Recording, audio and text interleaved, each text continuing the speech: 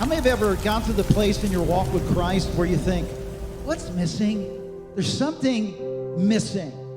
And as I was even, this week and just things that are happening and we're walking through and getting ready to do, I was feeling this uneasiness, and I began to say, God, what is this?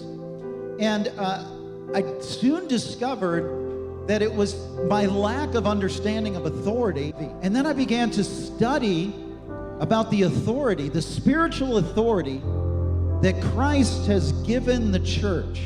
Everybody ever hear of John G. Lake? John G. Lake began a healing ministry.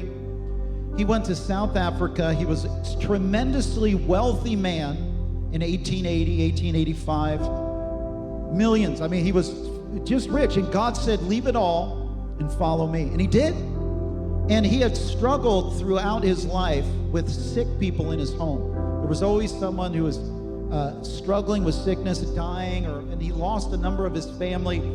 And then when he got married and the same disease and sickness began to afflict his family, but he began to realize that there is healing authority on his life. And he began to walk in his own spiritual authority. And so fast forward about 20 years ago, a friend of ours, friend of the house, Dr. Leon Van Rooyen, is from South Africa, ministers all over South Africa, received a stack of papers of John G. Lake's writings, and they were never published. So we got them, and now we're releasing this book, hopefully on John G. Lake's, he passed away in 1935, but on his birthday, which will be March 18th. And I've been reading this book, and I can't wait to get it into your hands. Oh yeah, the book's called The God Man. And this is from the writings of John G. Lake. Think of it this. He went to South Africa. In 5 years, he raised over 100,000 conversions, 625 churches, 1,250 preachers in 5 years.